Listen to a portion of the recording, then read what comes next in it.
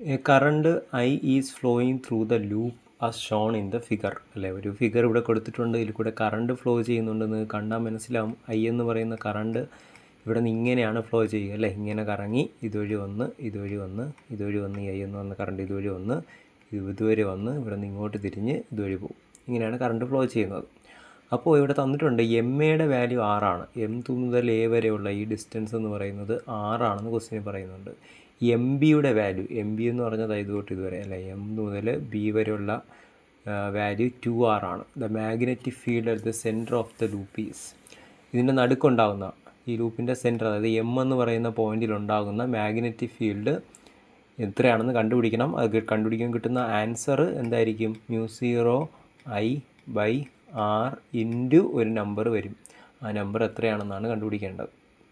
Direction option വായിച്ചാൽ മനസ്സിലാവും. Direction കൂടെ വേണം. Into the plane of the paper ആണോ out of the plane of the paper ആണോ എന്നും കൂടെ എന്ത് ചെയ്യണം? കണ്ടുപിടിക്കണം. ഡയറക്ഷനും കൂടെ വേണം. μ0I/r നമുക്ക് എന്തായാലും ഇത് ചെയ്യുമ്പോൾ ആൻസറായിട്ട് വരും. അതിൻ്റെ കൂടെ ഒരു നമ്പറും കൂടെ വരും. ആ നമ്പറാണ് നമുക്ക് ഇവിടെ സെലക്ട് ചെയ്യേണ്ടത്. 5/16 ആണോ 7/16 ആണോ എന്നുള്ളതാണ് നമ്മുടെ ക്വസ്റ്റ്യൻ എന്ന് പറയുക. അപ്പോൾ ഇവിടെ ഇത് നമുക്ക് ഒന്നാമത്തെ ലൂപ്പായിട്ട് വിചാരിക്കാം. ലൂപ്പിൻ്റെ ഇത്രയും ഭാഗത്തിനെ ഫസ്റ്റ് ലൂപ്പായിട്ട് നമുക്ക് വിചാരിക്കാം. ലൂപ്പ് കംപ്ലീറ്റ് ആയിട്ടില്ല അല്ലേ, കംപ്ലീറ്റ് ആയിട്ടില്ല. അപ്പോൾ നമുക്കറിയാം ഒരു സർക്കുലാർ ലൂപ്പിൻ്റെ സെൻറ്ററിലുണ്ടാകുന്ന മാഗ്നറ്റിക് ഫീൽഡ് കണ്ടുപിടിക്കേണ്ട ഫോർമുല എന്ന് പറയുന്നത് μ0/4π ഇൻറ്റു 2πi/r എന്നുള്ളതാണ് അല്ലേ. ഇതാണ് നമ്മുടെ ഫോർമുല. ഓക്കെ, അപ്പോൾ ഈ 2π എന്ന് പറയുന്നത് ഈ ഫുൾ സർക്കിൾ ആയതുകൊണ്ടാണ്. അപ്പോൾ ഇതൊരു ക്വാർട്ടർ സർക്കിൾ ആയിരുന്നെങ്കിൽ ഇത്രയും ഭാഗം മാത്രം അല്ലേ, മുക്കാൽ ഭാഗം, ഒരു സർക്കിളിൻ്റെ മുക്കാൽ ഭാഗം പോർഷൻ ഉണ്ടായിരുന്നു എങ്കിൽ ഇവിടുത്തെ ആംഗിൾ എന്ന് പറയുന്നത് നമുക്കറിയാം 3π/2 ആയിരിക്കും അല്ലേ. 270 ഡിഗ്രിയാണ്. അത് റേഡിയനിലാണ് പറയേണ്ടത്. 3π/2 ആണ്. അപ്പോൾ ഇതിൻ്റെ സെൻറ്ററിലുണ്ടാകുന്ന മാഗ്നറ്റിക് ഫീൽഡ് എന്ന് പറയുന്നത് μ0/4π ഇൻറ്റു ഇവിടെ 2πക്ക് പകരം 3π/2 ഇൻറ്റു I/r ആയിരിക്കും. ഓക്കെ, ഇങ്ങനെയാണ് വരേണ്ടത്. ഓക്കെ, I/r ആയിരിക്കും. ഇവിടുത്തെ റേഡിയസ് ക്യാപിറ്റൽ ലെറ്റർ R ആണല്ലേ. ക്വസ്റ്റ്യൻ പറയുന്നുണ്ട് ക്യാപിറ്റൽ ലെറ്റർ R ആയതുകൊണ്ട് നമുക്കിവിടെ സ്മോൾ ലെറ്റർ ആറിന് പകരം ക്യാപിറ്റൽ ലെറ്റർ R ഉപയോഗിക്കാം. കറണ്ട് ഈ ഡയറക്ഷനിലാണ് ഫ്ലോ ചെയ്യണത് അല്ലേ, ഇങ്ങോട്ടല്ലേ, ഈ ഡയറക്ഷനിലല്ലേ ഫ്ലോ ചെയ്യണേ. അപ്പോൾ റൈറ്റ് ഹാൻഡ് തമ്പ് റൂൾ ഉപയോഗിച്ച് കഴിഞ്ഞാൽ ഈ കോയിൽ കാരണം സെൻറ്ററിലുണ്ടാകുന്ന മാഗ്നറ്റിക് ഫീൽഡ് എങ്ങോട്ടായിരിക്കും? ഇൻ ടു ദ ബോർഡ് ആയിരിക്കും അല്ലേ. ഇൻ ടു ദ ബോർഡ് എന്ന് പറഞ്ഞാൽ ഇൻ ടു ദ പേപ്പർ ആയിരിക്കും. പേപ്പറിൻ്റെ അകത്തോട്ടായിരിക്കും. ഇൻ ടു ദ ബോർഡോ ഇൻ ടു ദ പേപ്പറോ ആയിരിക്കും. ഇതായിരിക്കും അവിടുത്തെ മാഗ്നറ്റിക് ഫീൽഡ്. ഇനി രണ്ടാമത്തെ ലൂപ്പ് നമുക്ക് ഈ ലൂപ്പ് എടുക്കാം. ഇതാണ് രണ്ടാമത്തെ ലൂപ്പ്. ഇവിടെ കറണ്ട് പോകുന്നത് ഈ ഡയറക്ഷനിലാണ് അല്ലേ. അപ്പോൾ അതിവിടെ മാറ്റി വരച്ച് കഴിഞ്ഞാൽ നമുക്കത് ഇങ്ങനെ കിട്ടും. ഇങ്ങനെയാണ് കറണ്ട് പോവുക. അപ്പോൾ ഇവിടുത്തെ ആംഗിൾ എന്ന് പറയുന്നത്, ഇത് സെൻറ്ററിൽ ഉണ്ടാക്കുന്ന ആംഗിൾ എന്ന് പറയുന്നത് എത്രയാണ്? π/2 ആണ്. 90 ഡിഗ്രിയാണ് അല്ലേ, π/2 ആണ്. അതുകൊണ്ട് നമ്മുടെ ഇതേ ഫോർമുല നമുക്കിവിടെ ഉപയോഗിച്ചാൽ ഇവിടെ ഉണ്ടാകുന്ന മാഗ്നറ്റിക് ഫീൽഡ് μ0/4π ഇൻറ്റു അല്ലേ π/2 ആണ്. π/2 ഇൻറ്റു I/r ആയിരിക്കും. അപ്പോൾ ഫോർമുല ഓർത്ത് വെച്ചിരിക്കുക. ജനറൽ ഫോർമുല ഇതാണ്. ഒരു സർക്കിളിൻ്റെ ഒരു ചെറിയൊരു കഷ്ണം തന്നിരുന്നാൽ അതിൻ്റെ സെൻറ്ററിലുണ്ടാകുന്ന മാഗ്നറ്റിക് ഫീൽഡ് കണ്ടുപിടിക്കാൻ ഇവിടെ ഏത് ആംഗിളാണോ വരിക ആ ചെറിയ പാർട്ടിൻ്റെ ആംഗിൾ അത് തീറ്റ എന്നെഴുതിയാൽ I/r എന്നായിരിക്കും. തീറ്റ റേഡിയനിലായിരിക്കണം. ഇവിടെ കാൽഭാഗമായതുകൊണ്ട് നമ്മൾ എന്തെഴുതി? π/2 എന്ന് എഴുതി. π/2 ഇൻറ്റു I/r എന്ന് എഴുതി.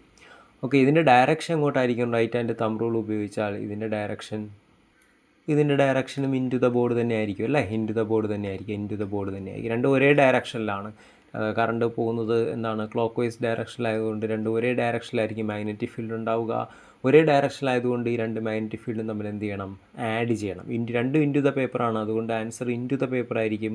അപ്പോൾ out of the board, out of the plane of the paper എന്ന് പറയുന്ന രണ്ട് ഓപ്ഷൻ നമുക്ക് കട്ട് ചെയ്യാം. ആൻസർ എ അല്ലെങ്കിൽ ഡി ആയിരിക്കും. അപ്പോൾ നമുക്ക് അതിൻ്റെ വാല്യൂ കണ്ടുപിടിക്കാം. രണ്ടും ഒരേ ഡയറക്ഷനിലായതുകൊണ്ട് രണ്ടും കൂടെ എന്ത് ചെയ്യണം? ആഡ് ചെയ്യണം. ഇതിനെ വേണമെങ്കിൽ നമുക്ക് B1 എന്ന് എഴുതാം, ഇതിനെ B2 എന്ന് എഴുതാം. അപ്പോൾ B1ഉം B2ഉം കൂടെ എന്ത് ചെയ്യുക? ആഡ് ചെയ്യുക. ആഡ് ചെയ്യുമ്പോൾ നമുക്ക് എന്ത് കിട്ടും? B1 + B2 അല്ലേ. രണ്ട് മാഗ്നറ്റിക് ഫീൽഡും കൂടെ ആഡ് ചെയ്താൽ B = B1 + B2 ആഡ് ചെയ്യുക. ഒരേ ഡയറക്ഷൻ ആയതുകൊണ്ടാണ് ആഡ് ചെയ്യുക. ഓപ്പോസിറ്റ് ഡയറക്ഷൻ ആയിരുന്നെങ്കിൽ സബ്ട്രാക്റ്റ് ചെയ്തേനെ അല്ലേ. അപ്പോൾ നമുക്ക് ആഡ് ചെയ്യാം. ആഡ് ചെയ്യുമ്പോൾ എന്തായിരിക്കും കിട്ടുക? μ0/4π into 3π/2 I/r plus μ0/4π π/2 into I/r അല്ലേ. I/r ഇങ്ങനെയായിരിക്കും വരിക. ഇതിൽ കോമൺ ആയിട്ട് പുറത്തെടുക്കാൻ പറ്റുന്നത് നമുക്ക് വേണ്ട നമ്മുടെ ക്വസ്റ്റ്യനിൽ തന്നിട്ടുള്ളത് എന്താണ് mu zero I by R അല്ലേ. Mu zero I by R നമുക്ക് എന്തായാലും വേണം. അപ്പോൾ ന്യൂ സീറോ ഐ ബൈ ആറിനെ നമുക്ക് കോമൺ ആയിട്ട് എടുക്കാം. അപ്പോൾ mu zero I by R, mu zero I by R അല്ലേ. ഇവിടെ ഒരു പ്രശ്നമുണ്ട്. എന്താണ് നമുക്കിവിടെ ചെയ്തതിലൊരു പ്രശ്നമുണ്ട്. എന്താണ് ഇവിടുത്തെ ഈ രണ്ടാമത്തെ ലൂപ്പിൻ്റെ റേഡിയസ് 6 അല്ല 2r ആയിരുന്നു അല്ലേ. നമ്മൾ 6 ആണ് ഇട്ടത്. അപ്പോൾ 2r ആയിരുന്നു. അപ്പോൾ ഇവിടെ 6 അല്ല, സോറി, ഇവിടെ 2r ആണ് വരിക. റേഡിയസ് 2r ആണ്. ഈ ഡിസ്റ്റൻസ് 2r എന്നാണ് ക്വസ്റ്റ്യൻ തന്നിട്ടുള്ളത്. അപ്പോൾ ഇവിടെ ആറിന് പകരം 2r കൊടുക്കണം അല്ലേ, 2r കൊടുക്കണം. ഇവിടെ എന്താണ് 6 ആണ്, ക്യാപിറ്റൽ R ആണ്. ഓക്കെ, സോറി, അത് മിസ്റ്റേക്ക് ആയതാണ്. അപ്പോൾ ആറിന് പകരം 2r കൊടുക്കുക. അപ്പോൾ mu zero I divide by capital letter R ആണ് നമുക്ക് കോമൺ ആയിട്ട് പുറത്ത് വേണ്ടത്. അപ്പോൾ mu zero I divide by capital R നമുക്ക് കോമൺ ആയിട്ട് പുറത്തെടുത്തു. ബാക്കി ഫസ്റ്റ് ടൈമിൽ ആരൊക്കെയുണ്ട്? ന്യൂ സീറോ പുറത്ത് പോയി, ഐ പുറത്ത് പോയി, ക്യാപിറ്റൽ ആറും പുറത്ത് പോയി. ബാക്കി ആരൊക്കെയുണ്ട്? 3π ഉണ്ട്, ബൈ 2 ഉണ്ട്, താഴെ ഒരു 4π ഉണ്ട് അല്ലേ. 4π ഉണ്ട്. ഇത്രയാണുള്ളത്. പ്ലസ് ഇവിടെ രണ്ടാമത്തെ ടൈമിൽ ആരൊക്കെയുണ്ട്? ന്യൂ സീറോ പോയി, ഐ പോയി, 6 പോയി അല്ലേ. ബാക്കി ആരൊക്കെയുണ്ട്? മുകളിലൊരു പൈ ഉണ്ട്, താഴെ ഒരു 4π ഉണ്ട്, പിന്നെ ഒരു 2 × 2 ഉണ്ട് അല്ലേ. ഇത്രയാണുള്ളത്. അപ്പോൾ ഇവിടെ പയ്യും പയ്യും കട്ടായി പോകുന്നു അല്ലേ, ഇവിടെയും പയ്യും പയ്യും കട്ടായി പോകുന്നു. അപ്പോൾ ആൻസർ കിട്ടുക എന്തായിരിക്കും? Mu zero I divide by R into ഇവിടെ 3/8 എന്ന് കിട്ടും, പ്ലസ് ഇവിടെ 1/16 എന്ന് കിട്ടും അല്ലേ. 4 × 2 8, 8 × 2 16 എന്ന് കിട്ടും. അപ്പോൾ ഇത് ആഡ് ചെയ്യുമ്പോൾ എന്തായിരിക്കും കിട്ടുക? Mu zero I divide by R into ഇതിൻ്റെ മുകളിലും താഴെ ഞാൻ എന്ത് ചെയ്യുന്നു? 2 കൊണ്ട് ഇൻറ്റ് ചെയ്യുന്നു, കാരണം ഡിനോമിനേറ്റർ സെയിം ആക്കാനായി.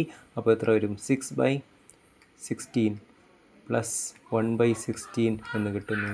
അപ്പോൾ ഇത് ആഡ് ചെയ്യുമ്പോൾ mu zero I by R into 6 + 1 7/16 എന്ന് കിട്ടുന്നു.